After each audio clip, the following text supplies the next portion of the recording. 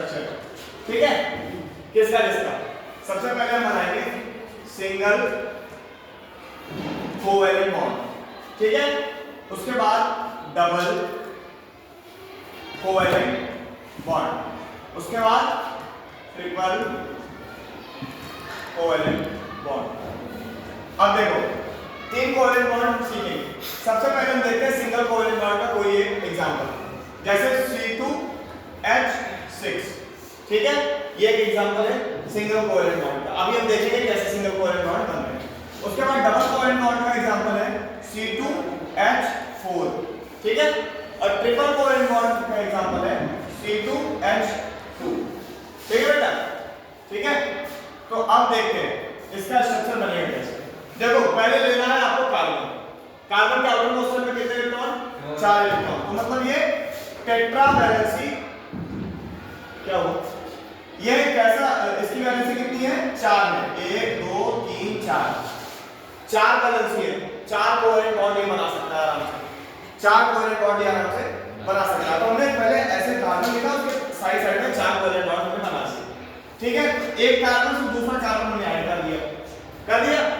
अब ये देखो इसके भी 4 और इसके भी 4, और दोनों मिला के यहाँ पे एक कोवैलेंट बॉन्ड बना रहे हैं, ठीक है। ये अपना एक इलेक्ट्रॉन, ये अपना एक इलेक्ट्रॉन, साइड साइड में आप जोड़ दो H। अब देखो बेटा 3H इसके और 3H इसके, तो 6H हो गया और 2 कार्बन हो गया। इसके आउटर मोस्ट में 1 2 3 4 थे, और 1 2 3 4 इसको शेयरिंग वाले मिल गए। तो इसका ऑक्टेट कंप्लीट, हर हाइड्रोजन का ऑक्टेट कंप्लीट हो गया, क्योंकि सबको 2 मिल गए ना। और ऐसे ही सेम इसका भी, इसके पास 4 थे, 4 इनसे मिल गए, 4 इनसे मिल गए शेयरिंग वाले, है ना। और हाइड्रोजन भी कंप्लीट हो गया, क्योंकि 2 इनको मिल गया सारे हाइड्रोजन। तो ये बना इसका C2H6। अब देखो डबल कोवैलेंट बॉन्ड सीखते हैं। हमको पता है कार्बन के पास 4 कोवैलेंट बॉन्ड बनाने की शक्ति होती है, ठीक है। तो हम क्या करेंगे, यहाँ पे कार्बन 2 है तो हम डबल कोवैलेंट बॉन्ड यहाँ पे बना लेंगे। और हाइड्रोजन क्योंकि इनको 4 ही लगाना है, तो 2 हाइड्रोजन लगाते हैं। एक हाइड्रोजन यहाँ पे, एक हाइड्रोजन यहाँ पे, एक यहाँ पे और एक यहाँ पे। अब 4 हाइड्रोजन हो गया, तो बाकी के जो बचे उसको हमने यहाँ पे लगा दिया, ठीक है। जैसे इसका 4 वैल्यू, तो एक हाइड्रोजन हमने जोड़ दिया, दूसरा भी जोड़ दिया, और उसके पास 2 बचे, तो 2 क्या करेंगे, इधर हम लगा देंगे, ठीक है। इसको भी कार्बन से जोड़े, हाइड्रोजन जोड़े कार्बन को, तो एक हाइड्रोजन इधर जुड़ गया, एक हाइड्रोजन इधर जुड़ गया। अब हमारे पास 4 तो पूरे हो गए, तो इसके पास भी 2 बचे, तो 2 हम इधर इनका साझा कर दिए। अब यहाँ पे देखो 1 2 3 4 इलेक्ट्रॉन इसके पास थे, एक इससे मिला, 2 और 2 यहाँ से मिला ना, तो 4 ये हो गए और 4 ये हो गए, तो इसका ऑब्जेक्ट कंप्लीट हो गया। और इसको भी 4 यहाँ से मिला और 4 यहाँ से मिला, तो इसका भी ऑब्जेक्ट कंप्लीट हो गया। तो ये स्ट्रक्चर बन गया किसका, डबल कोवैलेंट बॉन्ड का। इसी को क्या कहते हैं, डबल कोवैलेंट बॉन्ड, ठीक है। इसी को क्या कहते हैं, डबल कोवैलेंट बॉन्ड। अब देखते हैं C2H2। तो पहले लेते हैं 2 कार्बन लिए। इस एक कार्बन के पास कितनी वैलेंसी होती है, कितने कोवैलेंट बॉन्ड बना सकता है, 4।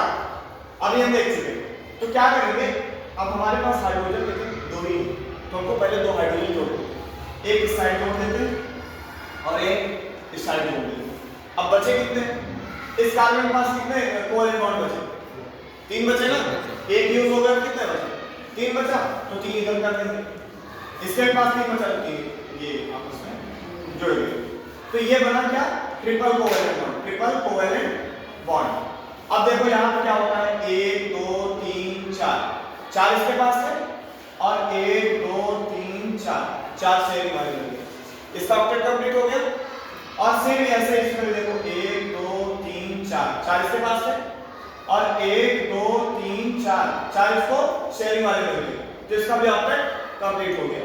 तो कार्बन और हाइड्रोजन के बीच में ये जो बन रहा है, ये तीनों एग्जांपल आपके बहुत जरूरी है। सिंगल कोवैलेंट बॉन्ड के लिए आप C2H6 का नाम ले सकते हैं, डबल कोवैलेंट बॉन्ड के लिए आप C2H2 का नाम ले सकते हैं, और ट्रिपल कोवैलेंट बॉन्ड के लिए आप C2H2 का नाम ले सकते हैं, ठीक है। अब सेम ऐसे ही आपको करना हो, मान लो हाइड्रोजन, जैसे हाइड्रोकार्बन नहीं है, किसी गैस की बात, ठीक है।